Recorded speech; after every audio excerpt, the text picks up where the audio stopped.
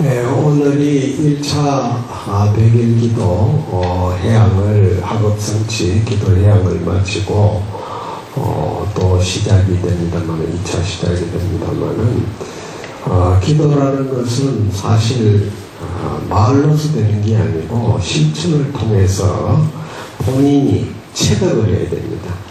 그래서 옛날에 당나라 시대에 유명한 도림선사라는 분이 시인 중에 백낙천이라고 유명한 시인이 있었어요. 그 시인이 와가지고 묻기를 불교가 뭡니까? 하고 물었어요.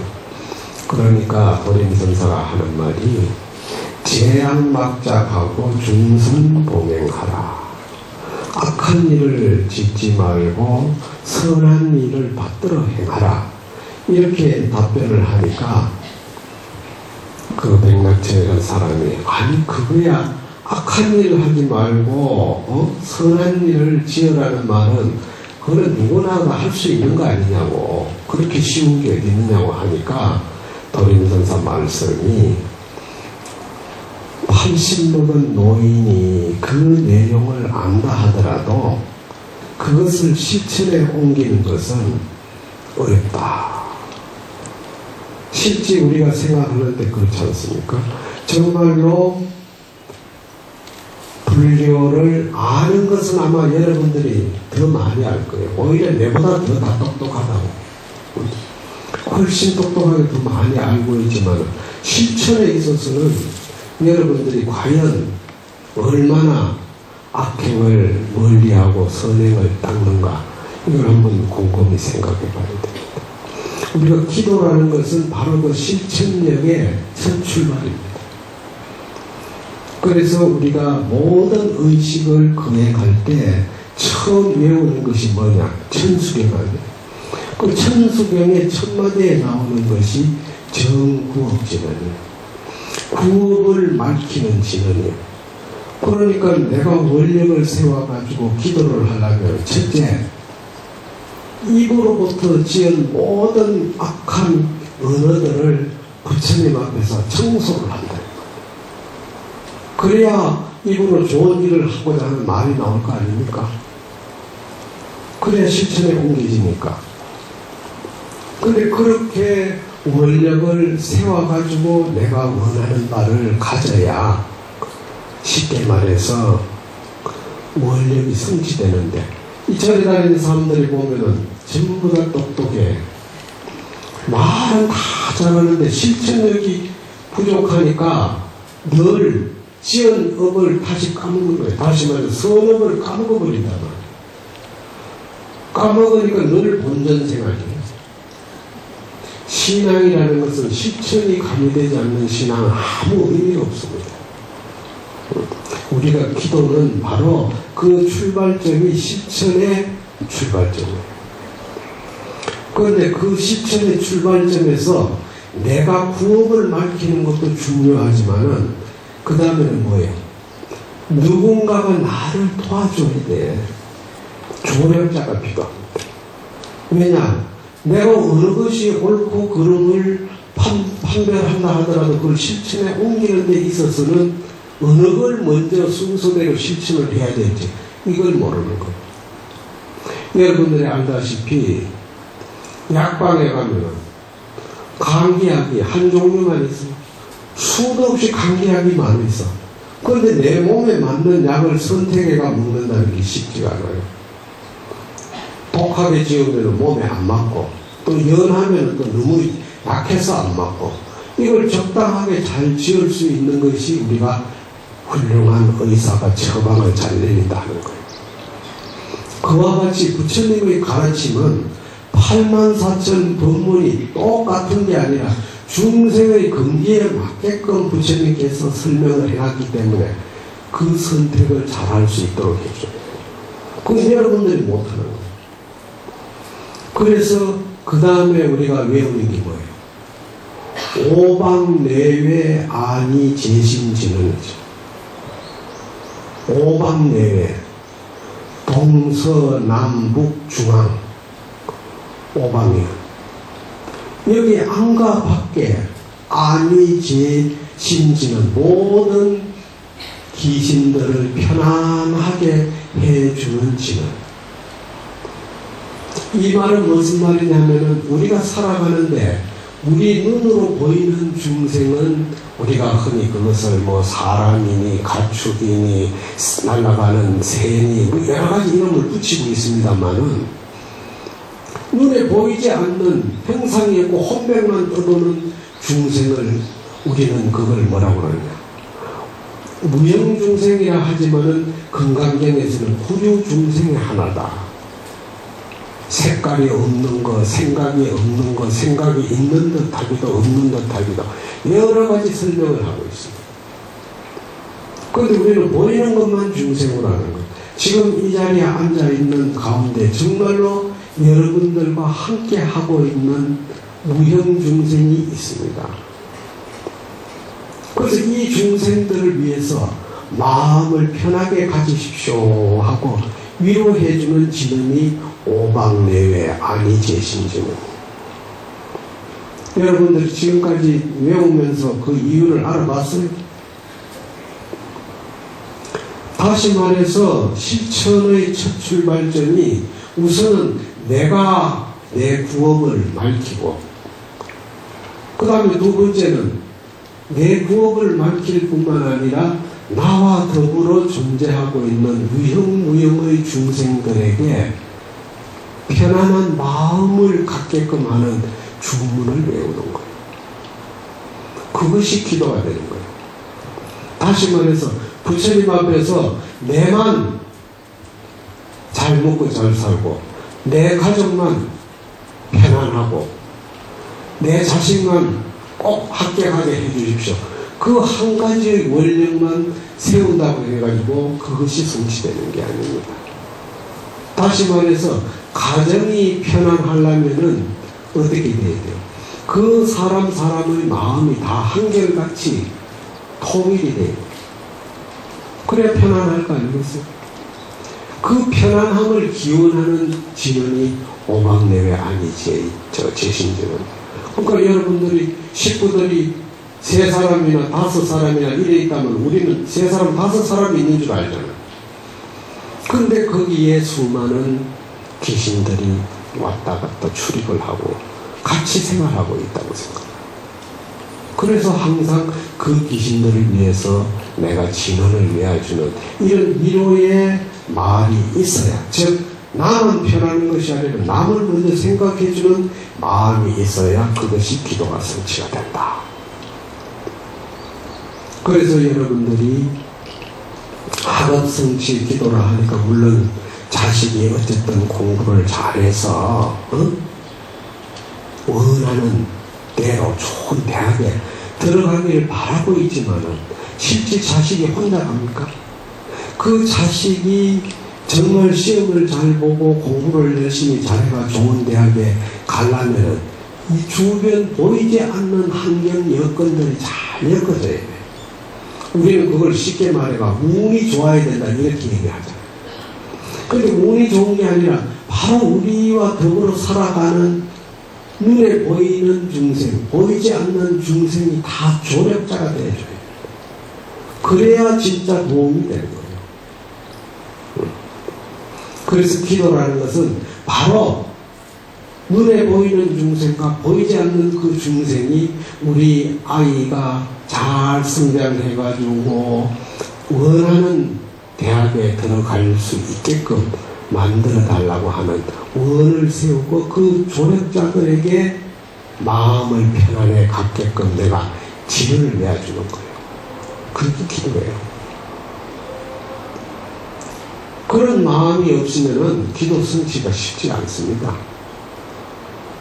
그래서 저는 여기에 나와서 아침 저녁으로 기도하고 여러분들 위해서 축원하지만 어찌 보면은 제 자신의 축원이야. 왜 그러냐? 나는 항상 부처님 앞에 서면은 두 가지 원력이야. 하나는 복을 빌고 하나는 지혜를 빌어. 그러니까 복덕과 지혜를 갖추게 해주십시오. 늘 이렇게 기도합니다. 왜 그러냐?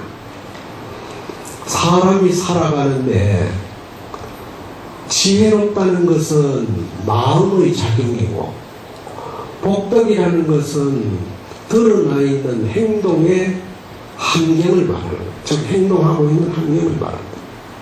근데 환경이 어쨌든 간에 좋아야 마음도 편해지는 거예요. 그래야 지혜로워질 수도 있고. 바쁜 와중에서 사람이 뭔가 조용히 생각할 수 있는 겨를이 없잖아요. 그래서 우리가 부처님 앞에 바른문을 배울 때도 부처님을 우리가 뭐라고 하느냐, 복덕과 지혜가 충만하신 부처님. 부처님은 그 두 가지를 완벽하게 갖추신 인격자라요. 근데 우리 중생은 그 두 가지를 다 갖추지 못하니까 항상 원력을 그렇게 세워야 돼요. 그 두 가지만 우리가 가지면은 정말 이 세상에 내 뜻대로 하고 살 수 있어요. 보통 우리가 그렇잖아요. 참 착하고 사람이 지혜롭고 한데 외형적으로 뭔가 갖추어서 남에게 넉넉하게 베풀 수 있는 입장이 돼야 되는데 마음은 있는데 베풀지를 못해. 그게 복덕이 없으니 그렇죠. 또 복덕이 있어가지고 아주 넉넉하게 생활을 하면서도 남한테 베푸는 걸 인색하기 짝이 없어. 그 지혜가 없어 그런 거예요. 정말 이런 두 가지를 조화롭게 이루어가지고 생활한다는 게 쉽지가 않아요. 그래서 기도를 할 때는 첫째는 뭐냐? 믿음. 그 믿음은 뭐냐? 내 자신의 몸을 깨끗이 해야 한다는 믿음. 그게 정구업체는. 그 다음 두 번째는 내가 믿음을 어떻게 가질 것인가 하는 것이 정립이 돼야 돼. 견해가 확실하게 정립이 돼. 남상에 가니까 따라간다는 식이 아니고. 그런데 그런 정립되어 있는 믿음의 지식이 나를 완벽하게 만드는 게 아니라 거기에 실천력이 있어야 돼. 그 실천이 없으면 소용이 없어요. 아무 소용이 없는 거예요. 이제 그런 실천이 우리가 열심히 주문을 외우고 보살의 명호를 부르고 절을 하고 그 마음을 가다듬는 이런 생활이 그게 신앙생활이에요. 신앙생활이라는 것은 실천력이 없으면 정말 많이 아는 거 소용없어요. 안다고 좋은 게 아니라니까. 천군만금 알아가 뭐 할 거예요? 실천력이 없으면. 그런 실천이 있어야 거기에 공덕이 쌓인다고 그랬어요. 실천력이 없으면 공덕이 하나도 안 쌓이는 거죠. 그래서 불교는 실천으로부터 시작하는 그것은 내 자신의 몸과 마음을 정화시키는 것이 첫째 출발. 그걸 우리는 제일 몸과 마음에서 제일 많이 짓는 업이 구업이니까 입을 막혀요. 그런데 절에 오는 사람들은 그렇게 말이 맞는지 몰라요. 뭐 법회 중에도 보면 막 정신없이 떠드는 거야. 뭐 그렇게 할 말이 많아요. 조용하게 사람이 100명이 있든지 200명이 있든지 1000명이 있든지 사람이 아무도 없는 것처럼 조용해야 돼. 왜 그런 생각을 못 가지냐 이 말이야. 그게 뭐냐? 자기가 잘났기 때문에 그런 거야. 자기가 가지고 있는 그 지식을 가지고 실천력이 없는 거야. 그러니까 그런 사람은 복덕이 쌓일 수가 없어요. 절대. 그 다음에는 정말로 내 몸을 밝히고 난 이후에는 내와 더불어 살아가는 유형무형의 중생, 오방내외에 있는 모든 보이지 않는 귀신들, 즉 무형중생들의 안을 빈다. 그런 마음이 우선 베풀어져야 거기에 내가 원하는 바가 성취됩니다. 그러니까 여러분들이나 자식들이나 부모나 집안에 딱 고아서 살 수가 없잖아요. 어딘가 더불어서 살아가야 돼. 같이 누군가 부딪혀서. 근데 부딪혀서 살아가는 그 가운데에 그날의 소위 운수라는 것, 그것이 뭐냐? 내가 만나는 많은 유형중생, 무형중생 가운데 선한 중생을 만나게 해 주십사 하는 운을 가지고, 그 정말로 요전에 임병장이라는 그 젊은 친구가 군에서 사람을 죽이는데 그 사람들은 어찌 보면 그 병장하고 아무 관계가 없는 거예요. 근데 그 병장이 왜 햇빛 총돌고 복도에 들었을 때 거기서 딱 부딪혔네요. 죽을 일이 없잖아요. 그래서 사실은 나는 사실 먼 거리를 운전해가 갈 때는 항상 진언을 꼭 해오는 게 있어요. 진언을 3독 내지 7독, 21독을 꼭 하고 출발하는 진언이 있어요. 그게 뭐냐? 해원결 진언. 원결을 푸는 진언. 오늘 내가 핸들을 잡고 가는데 수많은 차들과 만나게 되잖아요. 그 만나게 되는데 그 가운데 전생으로부터 지은 원결이 맺힌 사람이 있다면 이 원결을 풀게 하소서. 해원결지는 옴삼다라 가닥사바. 자, 여러분도 같이 한번 따라봐요. 해원결지는 옴삼다라 가닥사바하. 옴삼다라 가닥사바하. 옴삼다라 가닥사바하.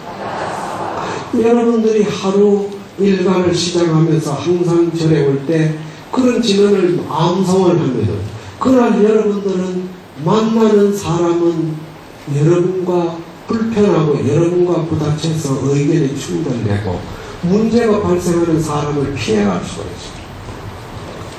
뿐만 아니라 보이지 않는 선신이 또 보이지 않는 악신이 나와 전생으로부터 맺어진 악신들이 그 주문을 듣고 발심을 하고 돌아가는 거예요. 우리 그걸 뭐라고 그래? 참, 저 사람 그날 운이 좋았다. 운이 좋았다. 그렇게 얘기를 합니다. 어쨌든 기도에 대해서 많은 얘기가 있습니다만은 오늘 여러분들이 해양이라는 백일기도 해양이라는 이 자리에 머물지 말고 해양은 또 다른 시작이라는, 우리가 일상생활 속에서 마침과 끝은 우리가 하나의 형식을 따르기 위해서 하는 것이 내용은 끊임없이 이어가는 거예요. 이어가는 그런 기도가 되어야 한다. 이런 마음을 가지시고 어쨌든 100일 동안 열심히 나오시면서 기도하신 그 인연공덕으로 여러분들이 원하는 일들이 꼭 성취되고 이루어지기를 빕니다. 모두 성공하십시오.